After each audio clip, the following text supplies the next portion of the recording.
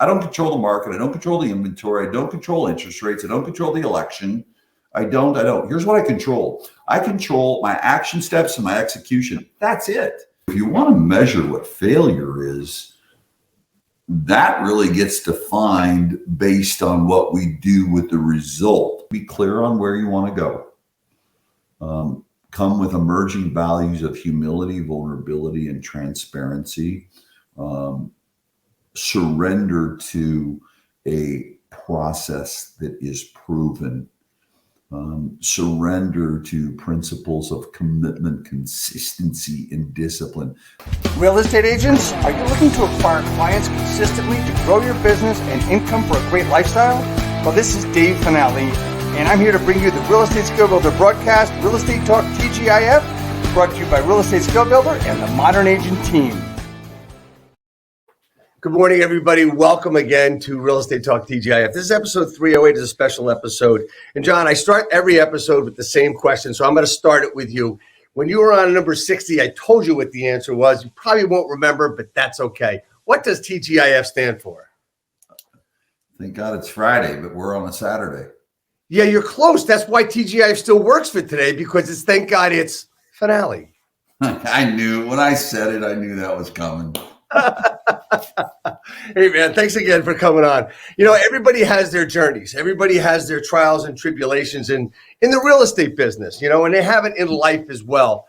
I've been lucky to work with a lot of the greats, and on this broadcast, I've had a lot of the greats. And you know what? You're at the top of that list, my friend. You know, I started my first coaching experience was Joe Stumpf, Dean Jackson. And then it rolled into really you, and I've had experiences with Tom Ferry, Brian Buffini, and of course Grant Wise, another really true great friend of mine, who is you know, just an inspiration to me as well. It's funny, he's less than half my age. Anyway, so but the thing is that, you know, I've been inspired and have been lucky to be able to do something like this to help and give back. John, trials and tribulations, we've all gone through things, we've all had a life. Tell me about your journey coming from whatever you want to start it. It doesn't matter. I mean, I know your journey. A lot of people, you're very transparent with your life and your journey and your professional career. Talk to me a little bit about where you came from so people understand that it's not always, the road's not always easy, but it can be made easy. Yeah. And I think we're all different in how we remember and articulate where we came from.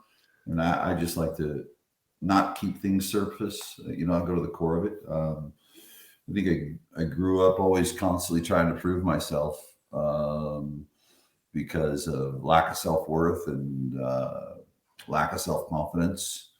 And when in doing that, what's very interesting, because people talk about the problem. Well, I went through challenges with drinking, or challenges with financial problems, this or that. And that's all fine and dandy, but that's just the symptom. I think it's really important that people talk about what is the disease. And so, you know, my disease was wanting to be accepted, wanting to fit in, and wanting to prove myself, and all those type of things that I don't care who you are. Everyone goes through that. Anyways, low self-esteem, huge ego, low self-esteem. So, you know, I'm a real estate guy. I got into this business at 21 years old and had massive success through my career, 100% because of other people that were very generous and contributed their brilliance, their experiences. Certainly I sought them out. I am a product of that. I'm a product of my work ethic. But for many, many years, it was a series of misadventures, because I was constantly in conflict. And, you know, as you ask for the story, I think the reason that we tell a story is that hopefully someone can see where they fit in the story and see that maybe there's a lesson in it, or an aha in it, or something where they don't feel alone. And so for me, in all of those interpersonal issues that I had, that we all have at certain levels, my thing was drinking. And so, you know, I battled alcoholism from 21 to 41 while I would navigate through and get good results. And I got clean. It'll be 16 years in July. My resume of accomplishments as an agent, as a branch manager, as an executive had already been established. I was already doing coaching, but I had that one big piece that always haunted me for 20 years. And, some would debate that, you're never over it or whatever. And I just say, well, that's okay. That's your opinion, but something I'm never going to do again. And the only thing that changed in my life was everything. And it'll be 16 years in July. So that's been my big thing, but it wasn't the drinking thing. It was the interpersonal stuff and the deep personal work that I had to do over the years and continue to do. Yeah, that's one of the things that's really important that I've seen in my I mean, I can look back and look at my growth and stuff and see the personal challenges and about me and what I've gone through over the years and see how I've gotten to where I am today. And it's just, we all have these personal challenges. We're we always had the work ethic. Like you always have had the work. Things got in your way and you had to travel through them and burst through them and just grow. And that was it. And now you're at a position where you've been able to, I mean, you just never quit. Right. And before we came on, I started talking about where I'm going and where I am. And it's about not quitting. I mean, it's all about that. I mean, it's all about studying and working and getting there. As you moved along, Jon, in your process of getting to where you are today, you've gone through a lot of block walls, a lot of shit that's been in the way. What do you think has been the way and the method that you've been able to push through them? Was it just persistence? What did you need? Was it coaching? Was it all different kinds of things? When I just came to understand the power of, for lack of better words, because it was a great book written by Eckhart Tolle, The Power of Now. When I really had to take a look at what I experienced and what I was feeling in my life and the things that were showing up in a way I didn't want them to, in that journey. Eckhart Tolle was someone that, you took a look at it, the things that, anxiety, and discomfort in my life and in my business had to do with worrying about something that happened in the past or something that's going to happen in the future. So for me, it was really being where my feet are, the power of now, winning today, taking all the things that are outside of you, understanding principles of personal responsibility. Really, I think the overarching breakthrough for me was taking personal responsibility, owning all outcomes, and not letting the external, the uncontrollables impact me. And so, from that standpoint, markets didn't matter. From that standpoint, competitors didn't matter. From that standpoint, and not to say that I dismiss them, my mistakes didn't matter. They didn't matter to the level where I let them paralyze me. From that standpoint, what could happen in the future didn't matter, because all I have control over is the controllables, and the controllables are the choices I make. And so in its simplest of places, it is just win today and don't worry about the scoreboard, worry about execution of doing the next right thing right. You know what? That's something that I've lived by. From I learned from you. I mean, you just talked about personal responsibility, and one of the lessons that I got from you was no matter what happens, it's your responsibility. Yeah, it's your fault. It's like I give you an example, man. I mean, I remember a number of years ago, I had a car accident. I didn't have somebody hit me. I'm pulling on the street. They come out of a driveway and they hit me. And I said to people, well, it was my fault, my responsibility. So how could it be your responsibility? I said, think back of how I got to where I was to get hit at that moment.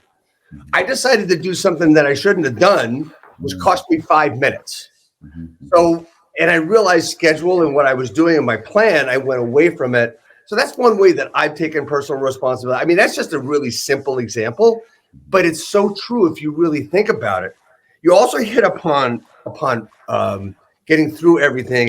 There was people have problems with fear and they worry about what others are going to say. When you take the personal responsibility, nothing else gets in your way. It's all about you. And you also said you actually answered a question when you're taking personal responsibility and other things don't matter. Markets don't matter. Competition doesn't matter. It's just you control what you can control. So when we talk about controlling what you can control, what about fear? What about, you say, just worry about now. But people have a fear. Agents have a fear of moving forward. They fear themselves. It's imposter syndrome. I mean, fear and overwhelm is what can keep people from taking action. Is there an easy way out of that, Jon? Is there an easy way to push through that? Sure. Yeah, it is. Number one, imposter syndrome is purely a result of not having a crystal clear mission.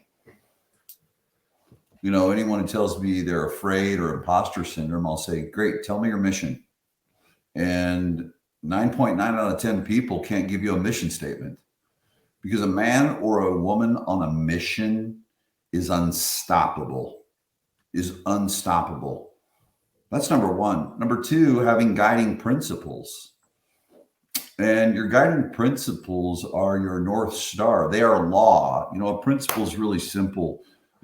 Every time I let go of this pen right here, it's going to hit my desk every time. So, with that, then it just comes back down to asking yourself, what is my mission? Are you connected to your mission?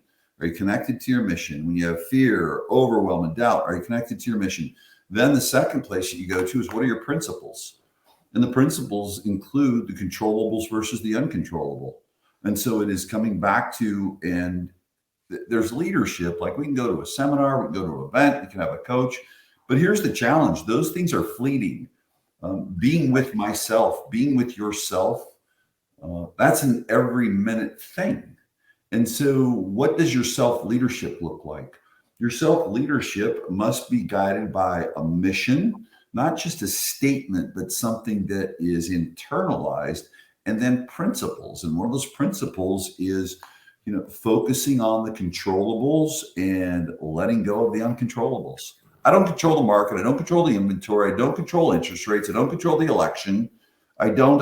Here's what I control. I control my action steps and my execution. That's it. So how do you get better at it?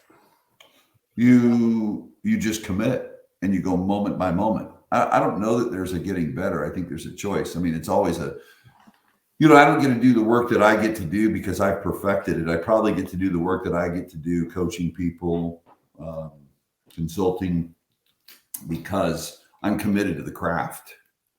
How do you get better at it? You don't let your emotions take you on a roller coaster ride. You don't look at a result and judge it. All a result is, it's contrast. When I fail, it's not a failure, it's a result.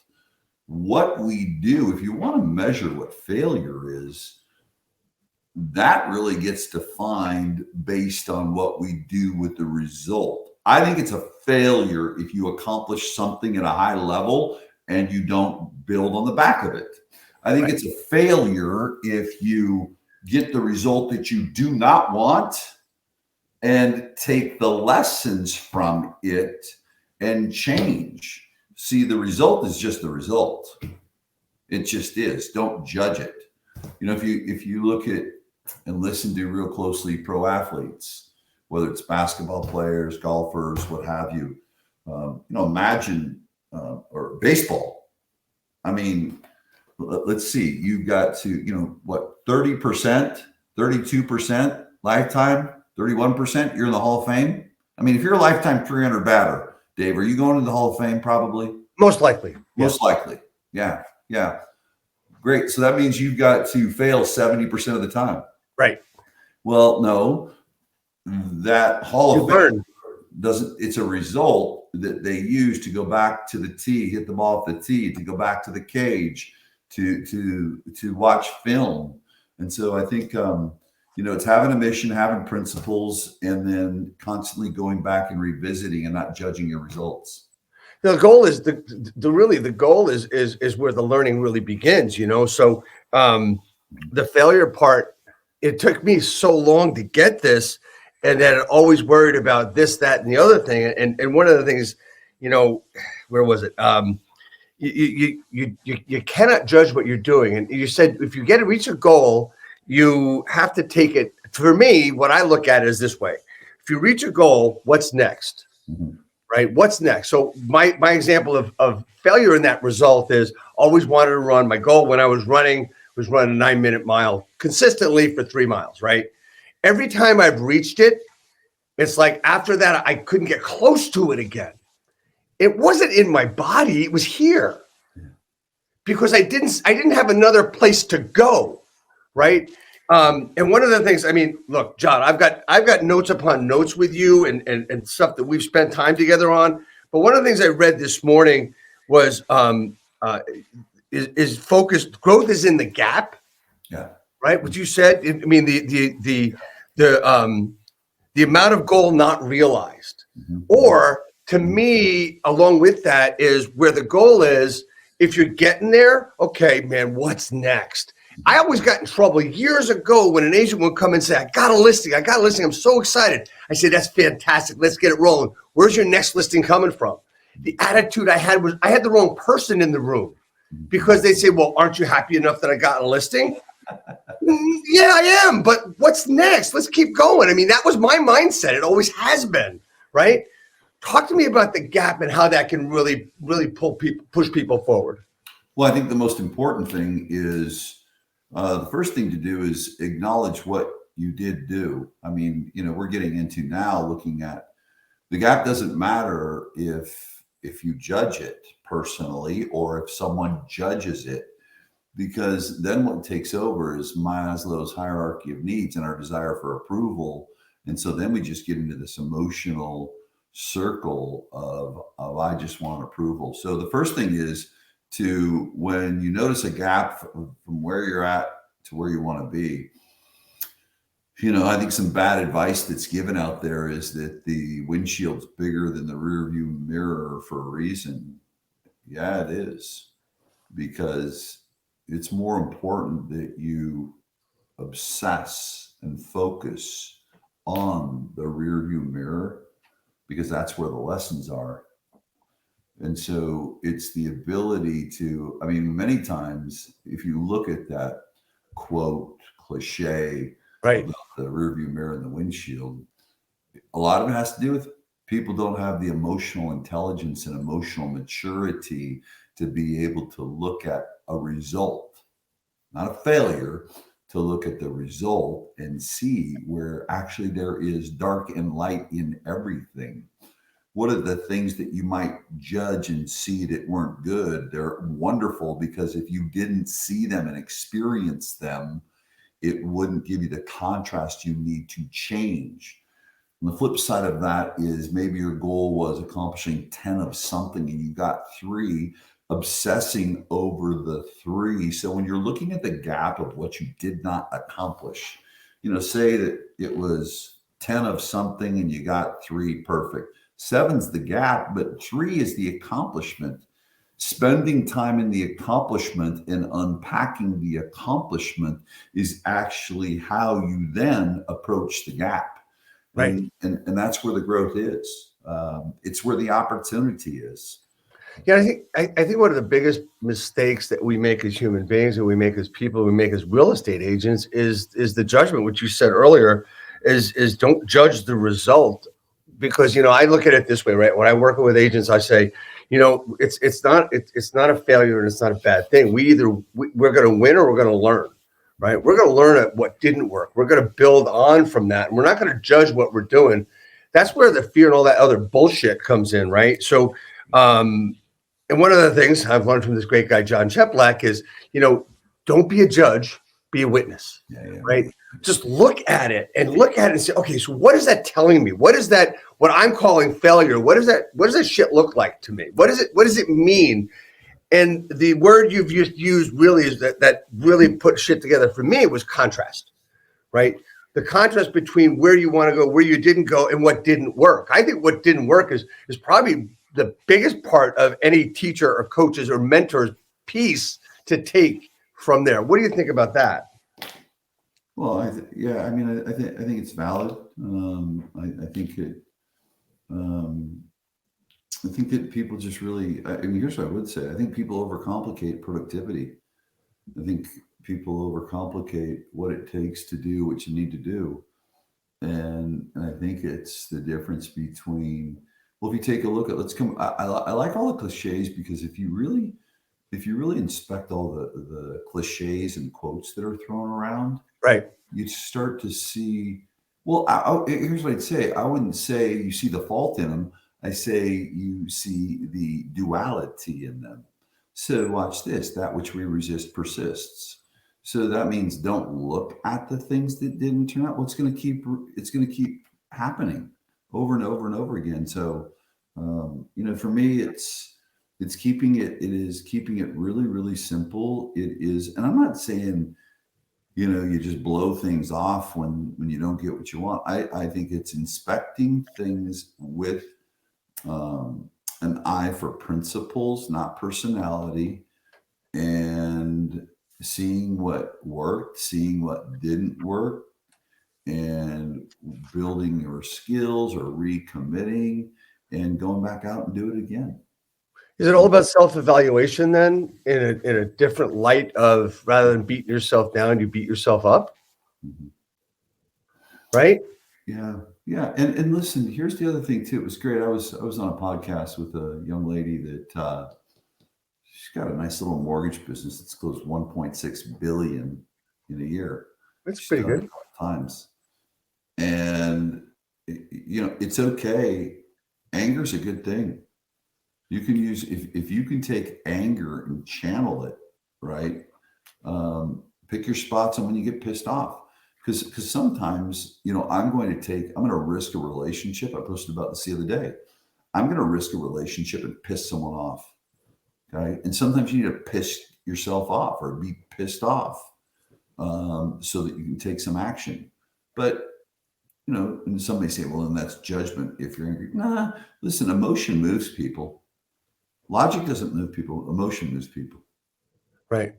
Right. It's the same thing with anybody buying or selling a house. It's all about the emotion and what they feel about themselves and what they feel inside.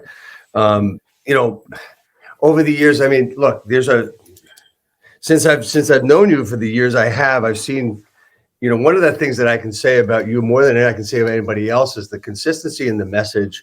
The consistency is, you don't care if you piss people off, but you actually do, because the pissing off is where the love is, and people don't get that, right? So I'll never forget a time where I had done. We were at a convention together. You were across the hall. I was in another room, and we're both speaking. And then I had done a video in the morning, and you came across into just to say, you kind of like you hit me here and said, "You're selling, man. You're selling.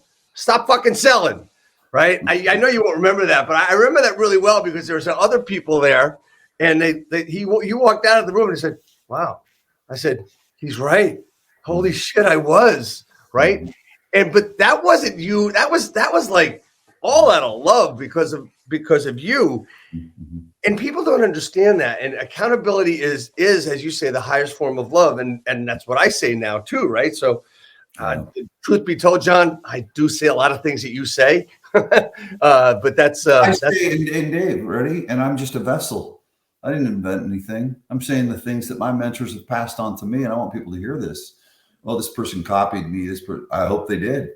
If it's something that worked, I hope they copied you, and you should hope they copied you because you copied someone else, right? And so, I think because listen, it's proven. Why try and think that you're going to be a magician and invent something? And I'm not minimizing people's inspirations, but not at all. It's some simple core foundational principles that allow us to move forward and have the experience we want to have in our life and our business. It really is. It really is, absolutely. And accountability, as we said, is the highest form of love. So talk to me when let's talk about real estate agents, right? So real estate agents, they get into stuck. We're and markets don't matter, but we're in a crazy market. We've got it does, and it doesn't, because you got right. What I am, sure.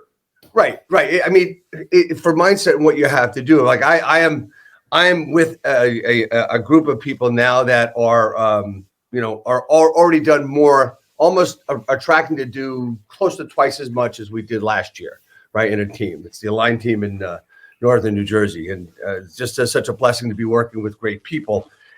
And the reason for that is that we keep moving forward. We keep inspecting everything that we're doing. But that real estate agent that doesn't see that, right? And I think a lot of it has to do with not having the right push or whatever. And one of the things that can get real estate agents moving is understanding where they're going to go and when they're going to go, when they're going to get there. So like one of the things that I've learned from you was how much by when, right? That's one of the things that's really important. I'm coming up with all this stuff from years, right? But you know that you've made an impact. What's the important part with owning what their experiences and results are, and knowing, having a certain challenge to move forward with that line? Mm-hmm. Well, I think there's two parts to it. There's a perspective from a leader's standpoint, and how the leader comes into the relationship. And, if a leader's watching and listening to this and they're having challenges with their agents, you need to go back to it. So many times people think it's the experience that we're having right now. Well, the experience you're having right now is based on the expectations that were created in the beginning of the relationship. And so you've got to unpack that for agents that are with you currently. In the future, I think going forward and evaluating, if you want to change what is taking place in your organization today, take a look at and this is from a leader's standpoint, take a look at the things that in your culture, your current culture, which is the experience people have. I love that word culture. People sling it around like mud, and Yep. Mud is messy. And no, culture is the experience that people have, man. It's really that simple. But take a look at the current experiences you're having as a leader, your agents are having, that aren't in alignment with your vision, and change your interview. Change your interview to be crystal clear on who you are, what you do, and what you stand for, and what the expectations are, so that it minimizes the likelihood of those things happening again. And or if you're clear in that interview, making sure that when someone does join you, you don't let time go on, because your principles, your standards, your expectations are not what is written in the contract. It's not what you told someone in the interview. It's what you allow. It's what you allow. So pay close attention to that. Now, on the flip side, and this will, this helps both. This will help because, leadership and being an agent, there's a partnership you need to look at. So as I look at the agent standpoint, I think most important thing an agent can do is be humble, vulnerable, and transparent. I think that you've got to surrender to leadership. Every high performer does. Where is surrender showing up in your life? Right? Like, listen, I'm not a doormat. In my relationship with my wife, though, do I have to surrender at times? Absolutely. Right. Right? I have to surrender to feedback. I have to surrender to what's important to her.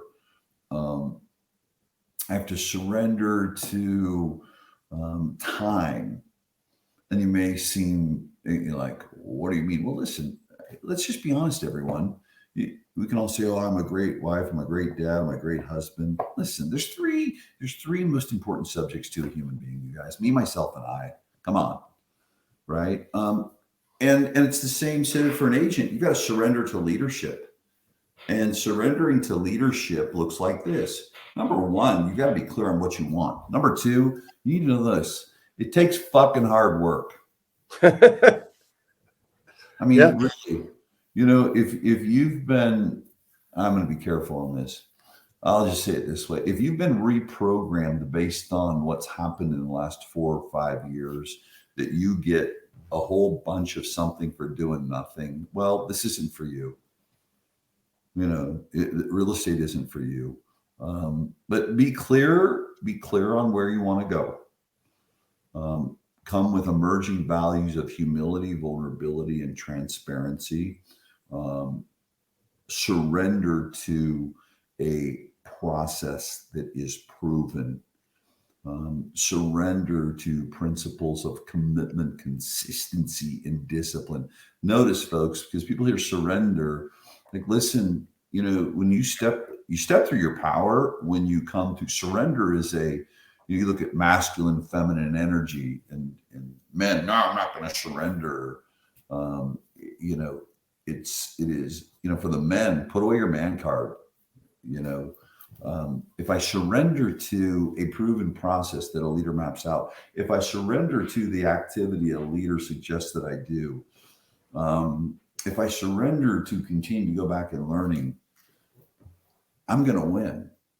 I'm going to win. And so like right now, it is, I think the most important thing for an agent right now. It was beautiful. I had someone, because I'll do, coaching calls, $2,000 for a 20-minute coaching call with me. People must commit once a week. And I'll get one-off calls. People say, can I do one call with you? Sure. I honor consistency. So it's $5,000 for 20 minutes. If you want to do a one-time call with me.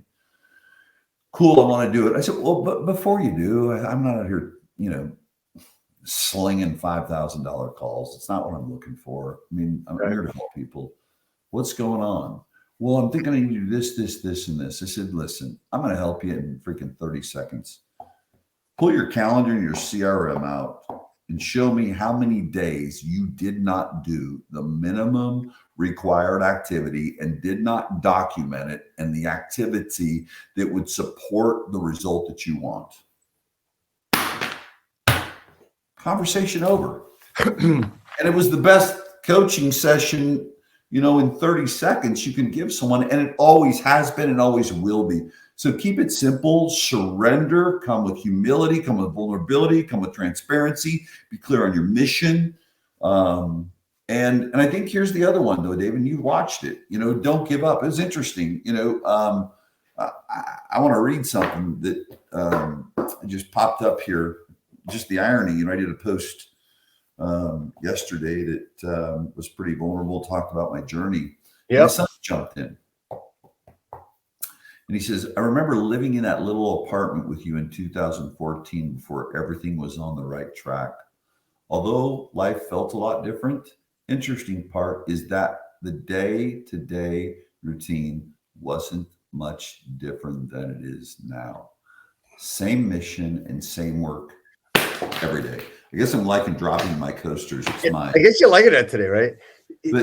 But David, so it is really, as you look at it, it's not a strategy I guess it's a strategy. It's not a tactic. The strategy is to be clear on your mission, to have values of humility and surrender to leadership.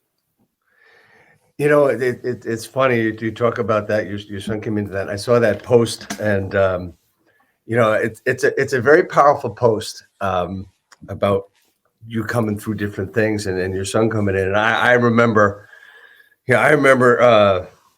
years ago when I met Alec for I think 2 minutes about maybe 12 years ago, right? In Vegas? Was it in Vegas? Yeah. It was in Vegas. I came out a couple of days early, played golf with a couple of your guys, and I was at your house for a minute. It was March, your Christmas tree was still up. I remember that. I don't know why that's so vivid in my head, but I remember that and meeting your daughter and stuff. And so it was just a very cool experience just seeing it. And the interesting part was you were that was the start of Jon Cheplak, right? That was the start of what you've done. And everything is just, it's persistence, and you never gave in. And one of the things that is really the thing that everybody should look at is what you just said is surrender to what you want to do. Just surrender to it. And I don't know, Jon, if you had to surrender or that was just your mindset and your work ethic. Is it built into some people? And if so, how do you build it? You have to surrender. No, it's you have to surrender, because otherwise you're going to resist, and you're going to, work ethic and mindset and motivation and inspiration. Listen. I mean, I'm going to the gym afterwards, after our interview, and then I've got another Zoom. I don't want to go. I'd rather hang out, man. I mean, but here's what I surrender to. I surrender to integrity. Or what do you mean? Well, because I get the privilege of being, and that's being humble. I get the privilege of someone like you interviewing me. So hopefully we can impact other people's lives. Well, that's just not a, hey, jump on and do something. It's a value of my time. It's a value of your time. And it's something that's going to be heard by people. Well, there's a body of work that goes with that. That body of work, what gets me the opportunity to do this? Surrendering to discipline, surrendering to commitment, surrendering to consistency.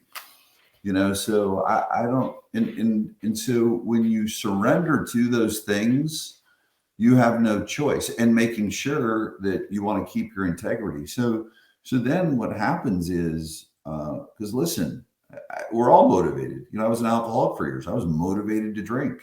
Like everyone's motivated. If you're not making the money that you want to make, your business isn't where you want to be, and you're a complainer, great. You're motivated to complain. 100%. I mean, look here, okay, so I'm going to give you something from me, right? So for me, as I get older, it's like, do I really want to do this? Do I really want to work this hard? Do I still want to like have that what we call here in my family, the Fanale work ethic? Do I still want that?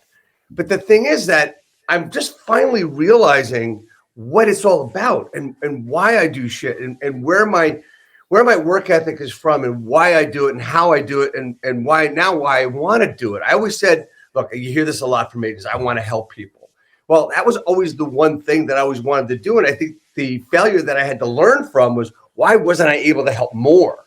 So I looked at that and was able to build forward. And now it's the achievement and the accomplishment. Now there's a new goal. Now there's something else. And what else can I do where that 9-minute mile I achieved, but could never achieve it again.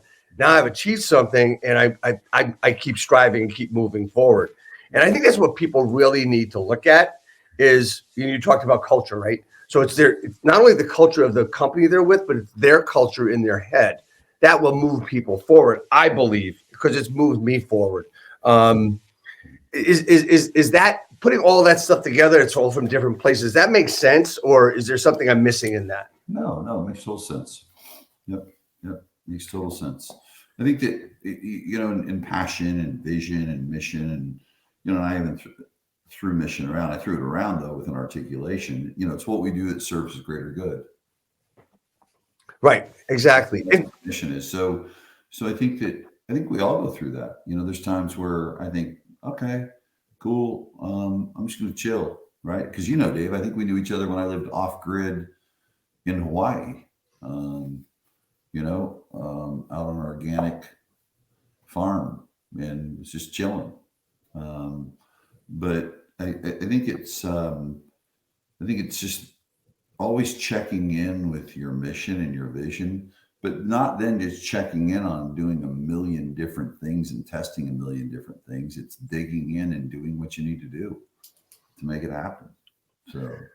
So we've talked about a lot of different things here in to help people with their mission and surrendering and the feedback and everything. What do you think is the biggest thing in our world that holds people back?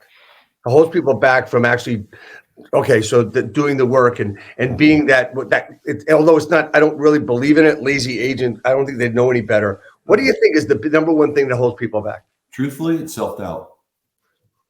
How do you get through it? Well, the number one thing you and I both know is that your business and life will only grow in the level of your personal development. And if your business is here, but your personal development's here, don't worry, your business will tank. Something will happen, or your life will tank. It goes that way. So it's just digging in and what's okay, great. I'm going to read a book. What am I getting out of it? I think the mistake that people make is so worried about the outcome. Okay, so I read a book. Does that mean I'm going to get over this? Listen, here's what I know. I know that if I eat good food, okay, and the right portions, things are going to change. That's the same with anything, though, isn't it? Right. I know that if I exercise a bit more, and you've done gosh, the health commitment you made many years ago. I mean, look at you. Good grief. And you knew that, okay, if I exercise, if I change these certain eating habits and and other things like that. And gosh, things are going to change. They did. So it's the same on the personal development side. I've got self-doubt, or maybe there's some, most people have a drama or trauma from their childhood. That's what shows up a lot for people. So there's self-doubt, self-worth. Well, good. Then, listen, when you have a cold or you have a sinus infection, you go to the doctor. Okay. I mean, I think the most important thing is that you diagnose. So great. We've diagnosed that we have self-doubt and we have fear. Cool. Well, the prescription is being around people that can lift you up, being around people that have been there, being around people that are there right now, but are not victims and are doing the work next to you to get better. And then going and looking for resources, whether it's a book, it's an online training or something like that. And then just committing to a process that's really not that complicated. Not that I'm going to this course and it's changing everything. Well, that's bullshit. No, I'm going to go down a path of personal development. And what I'm going to do is also surrender, because when it does get uncomfortable and I'm asked to do something within that journey that is really a promise to change things, I'm going to do what I have to do. It's not. I agree with you. I mean, I think it's a promise, but it's also a choice of what you want to do, and you have to think about. Okay, this is what I want. Do I really want to do it? And if I want to do it, am I going to take the steps to get to it? And that begins with building self-esteem and also building choices, right? And that's the biggest thing. I mean, if you want to go to the gym every day or you want to do something every day, the choice starts with, okay, when am I waking up to make sure everything else can get done? That's where the habit starts, right? Starts the day before. What's that? I did that video 5 years ago, where everyone was running around with the morning routine. That's ridiculous. Your problem is not your morning routine. Your problem is your night before routine. Did you drink? Did you get to bed in time? What kind of shit did you eat? And what kind of shit did you watch on TV? I mean, really, really simple. Like that's, these science projects. Because watch this. Here's what I know about morning routines. Get up and fucking go to work. Take a shower, wash your ass, take a piss, have coffee, get to work. That works really, really well. It works really, really well. It's like so many people doing these morning fucking routines, that they do them to, I think part of it, they do it to avoid work. Many of them. It's like, oh, I did so much. And they don't do fuck all the rest of the day. Excuse me. I'm going off on a tangent on that one. No, do it, man. I agree. Look, I know when my day starts and what I have to do, but I also know, like you said, I didn't think about it because you just said it. What I do the night before so that I can do what I want to do the next day. Yeah. I've been doing it and I've been teaching it and I've said, oh shit, that's like, hello, right? Yeah. So it really works. Hey man, I want to respect your time and I want to thank you so much for doing this conversation with me. And, as I said in the beginning, I've known each other a long time. You had a big influence on my life, how I do things, what I want to do. I don't do an awful lot of events, but I do Cheplak events. I've seen you there. Right. Always takes me back, man. When I see you walk in the room, I just go, wow. Dude was here when there were 3 people in the room. Hey man, the first mastermind was, I think, 16 people in Arizona in a boardroom with a projector, Yeah. And it was just, I still have the picture of us at breakfast the first day, which is so cool. And that's where I met Ryan Hodge. Right. So, out on the patio, wasn't it? Wasn't it? Yes, it was. Yeah, it was. I'm going to repost that picture just to. How many years ago was that? That's got to be. I think you need to look that up and text me. I want to know what year that was. Okay. Okay. No, I will. Yeah, I need to know that. Because that was really fun. Because you talked to me, says, Dave, I'm thinking about doing this. I only want to charge people what it's going to cost. I want to start trying this. And then we did a weekend. That's something else completely. Didn't say, well, I want to do this weekend thing, and then. Shit, if you look at those things, right, what nobody knows about, how it's evolved. John, I think the best event you do is the Tahoe event, which, what's the date? You got a date yet? September, I think it's 17, 18. Yeah, that one. I'm bringing people to that with me this year. That's the bad boy right there. Yeah. It absolutely is. Hey, man, look, I'm going off on tangents talking about old times that nobody can really give a shit about, but we do. You know? But I want to thank you, man. Heart and soul, brother. Thank you so much. I got two things really quickly before we finish. One, and this is the most important question I think I'll ever ask you in my entire life. What can I do to help you grow and grow your business? To continue to do what you're doing right now, to take all of the everything that you continue to learn from others, everything that you have learned, and build other leaders. Because how that helps me the most is hopefully some of it weaved in there is things that, you know, maybe I've shared with you that I've passed on to other people. And that's just really how it goes. It's really simple.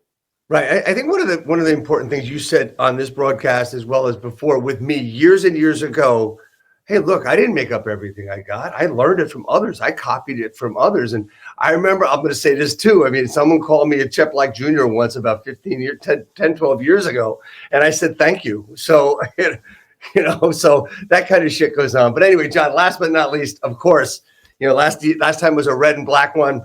Now it's the blue. So, and it actually matches my shirt. That was not planned. Anyway, this has coming to you, my friend. Thank you so much. God bless you and your family. Best to everybody in your family. And thanks, man. I'll see you soon. Thank you so much. Appreciate you, brother. Take care. Bye-bye.